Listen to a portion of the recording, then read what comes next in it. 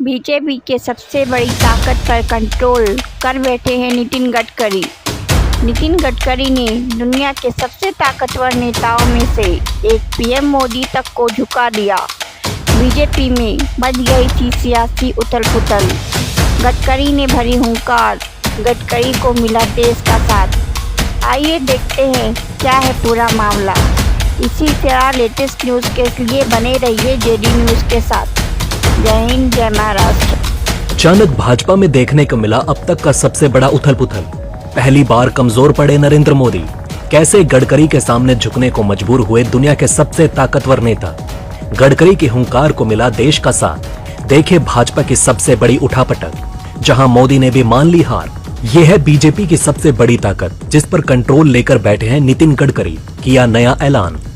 दोस्तों, बात है 2009 की, जब बीजेपी के राष्ट्रीय अध्यक्ष बने गडकरी 2011 आते आते मनमोहन सरकार के खिलाफ सबसे बड़ा चेहरा बन गए थे। साल 2012 में उनके लिए पार्टी के संविधान तक में संशोधन किया गया।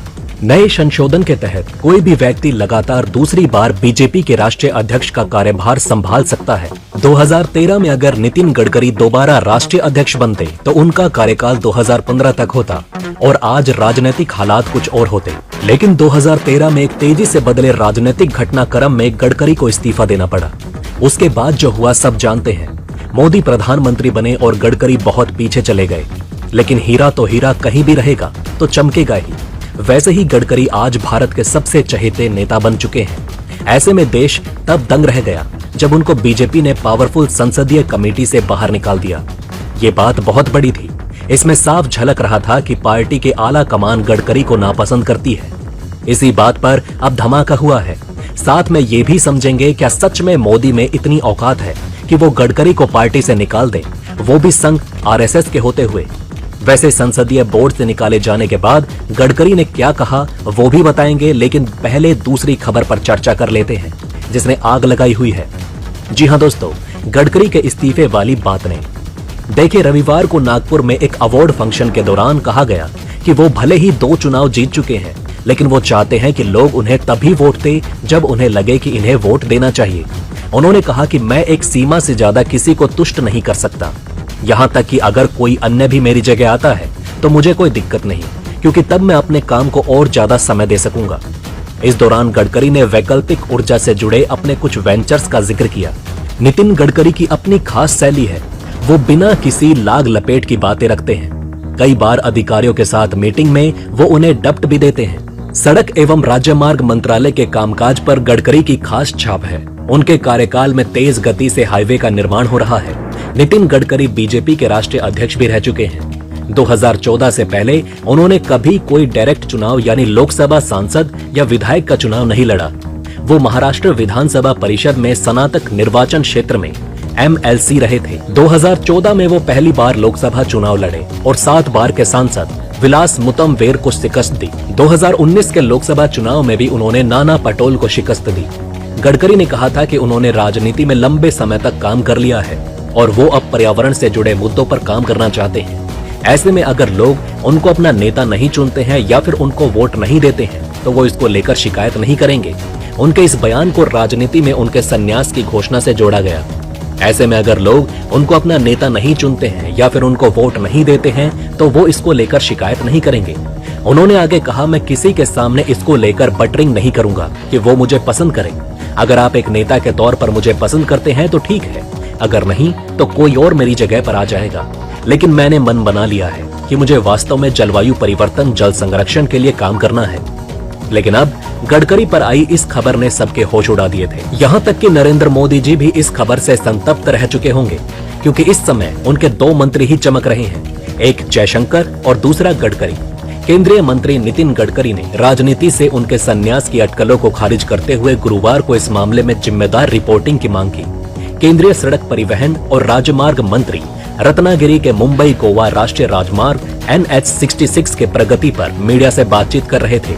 जब उनसे राजनीति से उनकी सेवानिवृत्ति की अटकलों के बारे में पूछा गया तो मंत्री ने कहा कि राजनीति से संन्यास लेने का मेरा कोई इरादा नहीं है और मीडिया को इस मामले पर अपनी रिपोर्टिंग में जिम्मेदार पत्रकारिता को बनाए रखना चाहिए। केंद्रीय सड़क परिवहन और राजमार्ग मंत्री नितिन गडकरी ने राजनीति से संन्यास की खबरों को खारिज करते हुए कहा कि वो राजनीति में रहकर सामाजिक कार्य करना चाहेंगे। आपकी अदालत में रजत शर्मा के सवालों का जवाब देते हुए गडकरी ने कहा कि राजनीति मेरा पेशा नहीं है, राजनीति से सामाजिक और आर्थिक परिवर्तन करना मेरा उद्देश्य है। मेरे मन का आउट ऑफ बॉक्स आइडिया समाज को बदलने की होती है। मेरी बहुत इच्छा है, राजनीति करते करते इन सब कामों के लिए अपना समय दूंगा, इसके लिए काम करूंगा। मैंने कहीं नहीं कहा कि मैं राजनीति छोड़ूंगा, लेकिन मोहन धारिया मेमोरियल लेक्चर में मेरे बयान का कुछ पत्रकारों ने गलत अर्थ निकाला और ये छाप दिया कि मैं राजनीति से संन्यास लेना चाहता हूं। मैंने कभी नहीं कहा कि मैं राजनीति से संन्यास ले लूंगा। उन्हें 4 घंटे बाद अपनी रिपोर्ट वापस लेनी पड़ी। अब आइए दोस्तों, आपको बताते हैं कि गडकरी ने केंद्रीय संसदीय बोर्ड से निकाले जाने के बाद क्या कहा। जब गडकरी से इस बात का जिक्र किया गया कि उन्हें बीजेपी के केंद्रीय संसदीय बोर्ड से हटा दिया गया था, तो एनएसपी नेताओं ने बयान जारी कर कहा था कि गडकरी को उनके बढ़ते कद के कारण हटाया गया। गडकरी ने कहा कि देखिए, मैं भारतीय जनता पार्टी में अक्सर कहता था, आज मंत्री हूं, कल नहीं रहूंगा, फिर इसके ऊपर नई न्यूज बन जाएगी। मैं बड़ा नेता हूं, कल नहीं रहूंगा, जो जन्म लेता है उसकी मृत्यु भी हो जाती है। मैं कोई अमृतत्व लेके नहीं आया हूं, पर मेरा सबसे बड़ा क्वालिफिकेशन है कि मैं भारतीय जनता पार्टी का कार्यकर्ता हूं और राष्ट्रीय स्वयं सेवक संघ का स्वयं सेवक हूं। ये मेरे परमानेंट हैं। मैं कोई साधु सन्यासी नहीं हूं। मैं अपना परिवार, अपना घर, सब कुछ देखने के बाद फिर समाज का और देश का काम करता हूं। उन्होंने कहा कि मैं कन्विक्शन ओरिएंटेड पॉलिटिशियन हूं, प्रोफेशनल पॉलिटिशियन नहीं हूं। इमरजेंसी के खिलाफ जयप्रकाश नारायण जी के आंदोलन से मैं राजनीति में आया हूं और राजनीति मेरा पेशा नहीं है, ये मेरा मिशन है।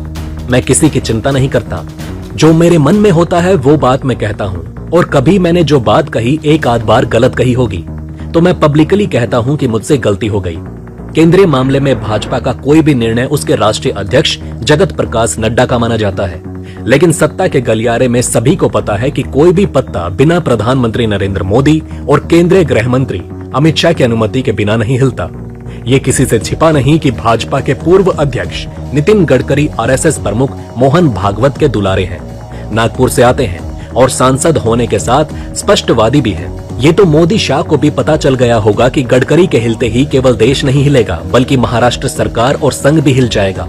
राज्य सरकार से लेकर पार्टी के संगठन में और फिर केंद्र सरकार को लगातार अपने कामकाज का लोहा मनवा रहे हैं। राजनीति के गलियारे में ये भी लोगों को पता है कि मोदी सरकार एक के कार्यकाल में गडकरी काफी मुखर थे। उनके आवास पर एक रात्रि भोज हुआ था, उसमें मोहन भागवत भी थे और प्रधानमंत्री भी। पूरे 5 साल गडकरी ने बिना कोई परवाह किए निष्कंटक तरीके से अपना मंत्रालय चलाया, लेकिन दूसरे कार्यकाल में वो काफी शांति से चलते रहे। भाजपा के दूसरे सबसे मान्य नेता हैं गडकरी। प्रधानमंत्री मोदी की लोकप्रियता को छोड़ दें तो भाजपा और उसके सहयोगी दलों तथा विपक्ष में परिवहन मंत्री नितिन गडकरी की दमदार छवि है। तो दोस्तों, अब आप हमें कमेंट सेक्शन में बताएं कि क्या ये बातें आपको पहले से पता थी। अगर नहीं तो इनमें से कौन सी बात आपको सबसे ज्यादा इंटरेस्टिंग लगी, और कमेंट बॉक्स में जय हिंद लिखना ना भूलिएगा। तो दोस्तों, हमारे इस वीडियो में हमने आपको बहुत सी बातें बताने की कोशिश की। अगर आपको हमारी ये कोशिश अच्छी लगी हो तो प्लीज लाइक करें।